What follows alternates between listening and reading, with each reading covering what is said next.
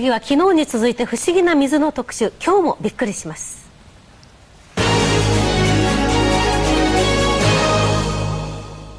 酸性とアルカリ性に電気分解した水がさまざまな分野で画期的効果を上げているというシリーズ。2回目の今日は医療現場で実際に使われている水です。あ、水虫。これで悩んでる人は実に多いですね。靴の生活がすっかり定着して白癬菌というカビに取りつかれるとなかなか治らないのが水虫です。ところが今は水だけで治せるようになりました。水で水虫が治るなんて信じられますか？しません。しみたりなんかは全然しませんか？しません。これで治ったら水虫の人に言いますわ。ここは神戸駅からおよそ40分のところにある協和病院です。驚くことに水虫、やけど、床ずれなどを水だけで治療しています。感染さえ起こさなければね、傷は必ずきちっと治ると思います。包帯巻いてちょうだい。オートバイに乗っていて怪我をした傷の治療は15分水につけただけで終わってしまいました。ね、これ消毒液だと思いました？いや、初めそう思ってたんですけど、なんかさっき2階で水やって聞いて、その時どうそうその時どう思った？マジで水で治るんかいみたいな。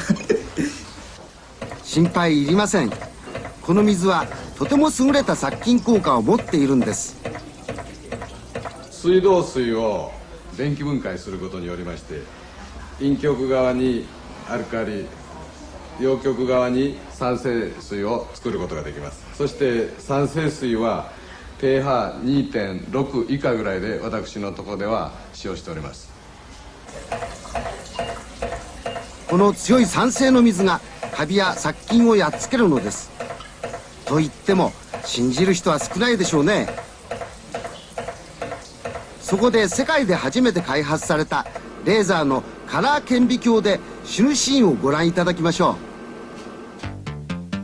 う。螺旋状に激しく動くのが梅毒と同属の螺旋菌です。さあ、酸性の水を入れます。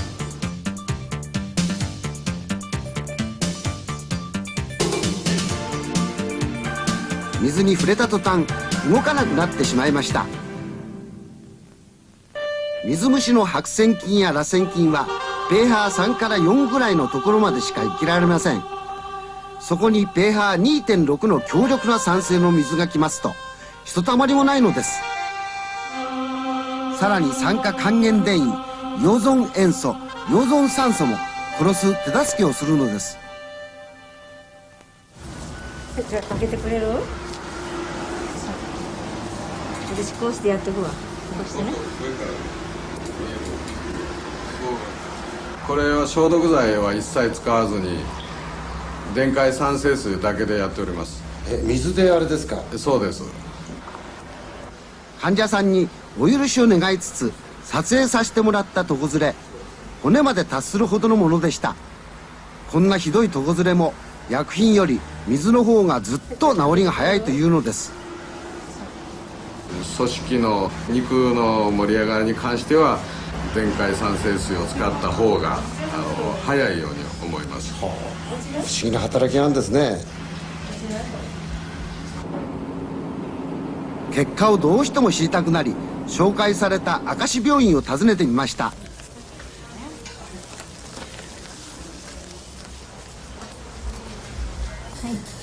消毒液、それから軟膏とは一切使用せずに、そして内服とか点滴とかそういうような治療一切せずにもう酸性水だけで治療して今日2週間目になるんですけども、脳はもう全く見られませんし、浸出液もガーゼにわずか付着する程度で、肉毛のその盛り上がりっていうのは驚いてるようなこと、はい、すごいですね。この病院を取材しているうち、何とも不思議な話を聞きました。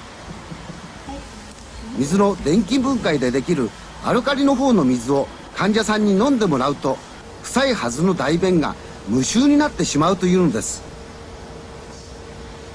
看護師さんたちが代わりに使われ、大きな効力があることを以前この時間でお伝えいたしました。今日はその続編です。糖尿病のために足を切断する寸前までいった患者さんがこの水によって歩けるまでに回復しました。松本カメラマンがお伝えします。大社が放送してくれて、私の命が助かります。もう人生も変わると思って喜んでいます。すみません。1ヶ月半前、安倍恭一さん56歳は右足の親指をガラスで深く切ったことから人生最大のピンチに陥り、入院していた病院に外出届を提出。テレビ放送で知ったここ神戸市郊外にある協和病院に足を切断する予定の2日前、車で転がり込むように移ってきました。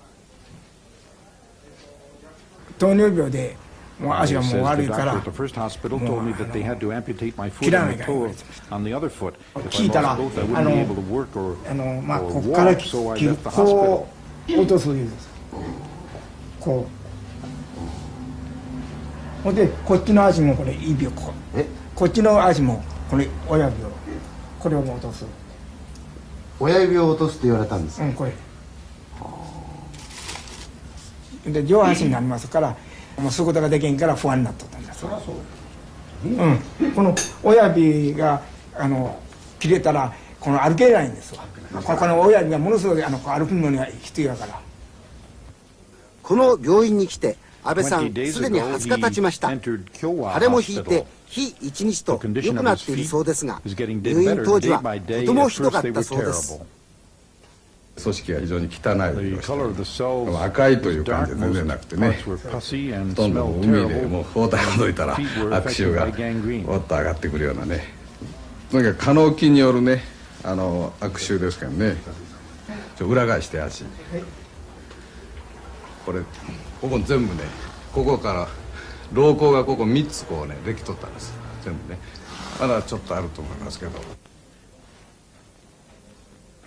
これが初診時の写真なんですけど、左の健康な方に比べまして非常に骨が薄くなって溶けている状態が映っております。糖尿病によるエソによる血行障害の結果起こった骨のエソの状態だと思います。糖尿病は全国で500万人いると言われ、40歳以上では10人に1人という病です。軽い場合は食事のカロリー制限やインスリンを促す飲み薬によって調整されますが、重い場合はインスリン注射でなければ血糖値をコントロールできません。安倍さんはインスリン依存型の患者さんだったのです。糖尿病をコントロールするためにインシュリンを使っておりますけれど、局所の感染層に対しましては酸性水だけを使っております。抗生物質は一切使っておりません。足の治療には医療用に開発された pH2.4 酸化還元電位 1100mV の水が使われています。これで局所の胆腺および肉毛の形成に関しては非常に効果があるんですけど、これにも限界がございまして、糖尿を限界還元水を毎日大量に飲用することによって糖尿そのものをコントロールし、体質を改善することから本当のエソの治癒がもたらされるものと思います。家庭でも入手可能な電気分解によってできる還元水、アルカリイオン水で糖尿病も改善できるというのです。安倍さんも先生の言われる通り1日5リットル前後を何回かに分けて飲んでいます。そして日ごとに体が変わってくるというのです。これで体も軽くなりました。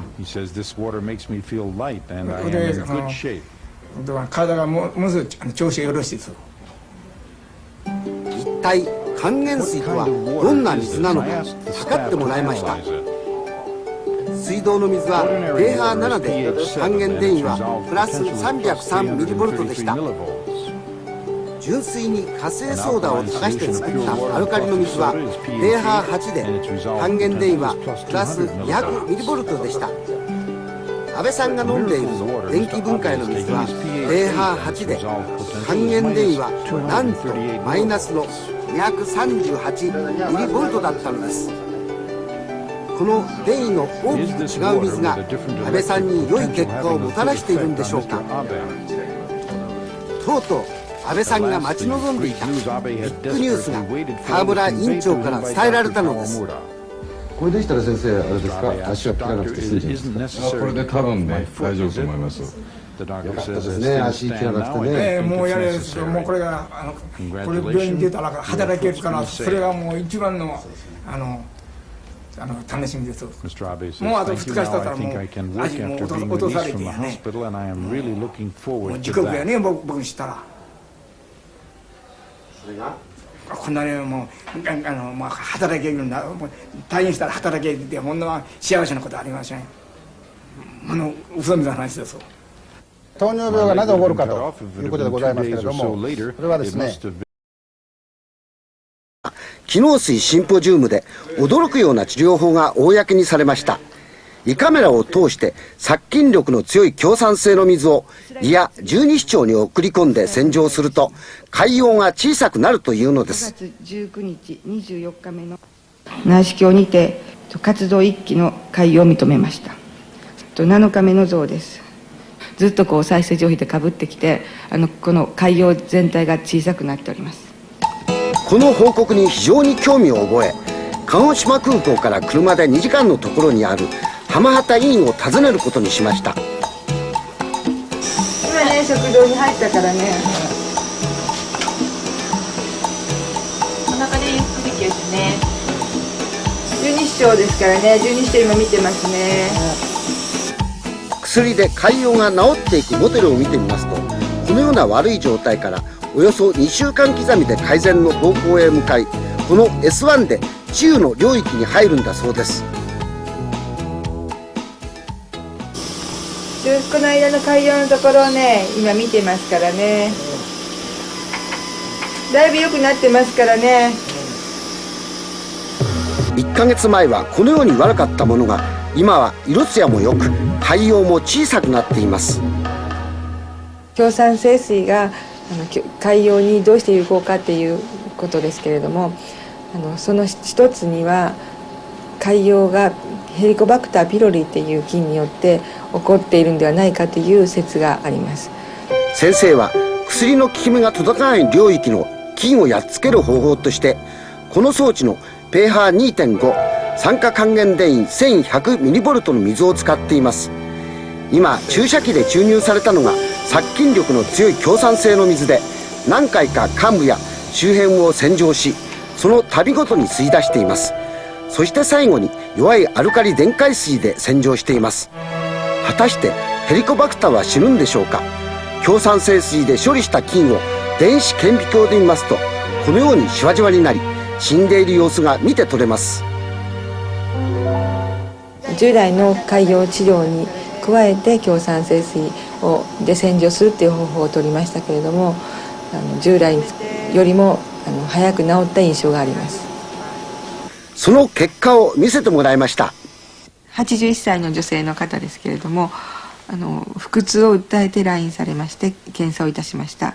十二指腸の方にここに今も出血が止まったばかりの大きな潰瘍がありました。でこの方に強酸性水を使った治療を行いました。1週間後ですが、大きな潰瘍がこのように小さくなっております。この方は69歳の男性で肝臓が悪くて入院されていましたけれども、十二指腸の方に大きなずっと潰瘍ですね、ずっと奥まで続いておりますけれども、1週間目の内視鏡ですけれども、潰瘍だったところはこれがずっともう潰瘍が閉じてしまって1週間で治った劇的な症例だと思っております。この治療法はシンポジウムの会場でも称賛されました。非常に合理的な使い方だし、うまくお使いになった結果じゃないかなというふうに私は考えます。